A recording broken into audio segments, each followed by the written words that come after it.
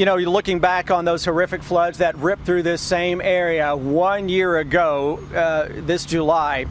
You're thinking about all the folks that we lost, all the homes that we lost. We lost hundreds of homes, 45 lives were taken, a majority of them losing their lives when floodwaters swept them away, others losing their lives in the months after from flood-related issues.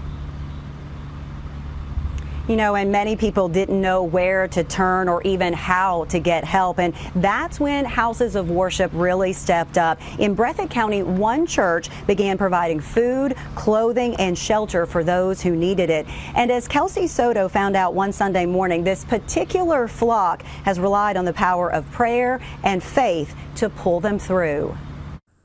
Last year, at the end of the month, was such a tragic time. I don't need silver, and I don't need gold. I don't need the things of this world to satisfy my soul. 365 days later. Y'all got a stove yet? We got a washer dryer stove and a fridge.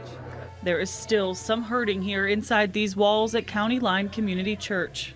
And, you know, we rescued people, we went and got people that we could get, and then we stayed here just about day and night. Somebody was here working and providing resources, and we had a flood that brought a tragedy. But Pastor Anthony Mullins says that something even more powerful rushed in. Then we had a flood of love and a flood of resources to help folks here. In July of 2022 and in the months that followed, the church became a solace for those so greatly affected. He remembers sitting with people as they poured their pain at his doorstep. The sidewalk became an altar. But to hear them talk about losing loved ones and them pulling out of their hands, it was just, some of the conversations were it just broke my heart. While he tried to be a pillar of strength for others, he was also in the midst of his own heartache. His aunt, Vanessa Baker, remained unaccounted for. Search and rescue crews from all over the state spent hundreds of hours combing through debris. We're not going to give up and keep trying, and we're still holding out hope that somewhere, somehow, they'll find her, because they need closure so bad.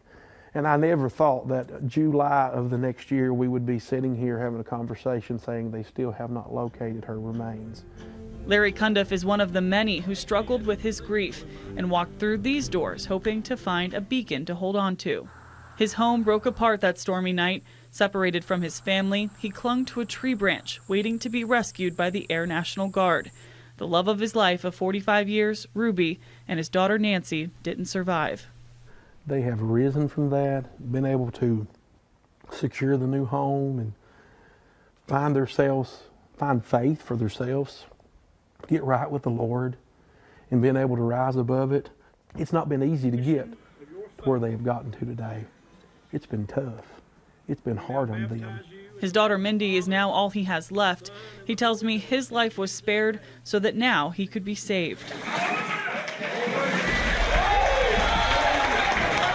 In some ways, it seems as though time has stood still. It looks like nothing has happened because those homes are still sitting there open and flooded, and where I work, there's RVs still sitting there that families are still living in a year later that have never been able to make that first step to get a permanent residence back. And while there is much more work to be done, he tells me that's where their family of faith comes in.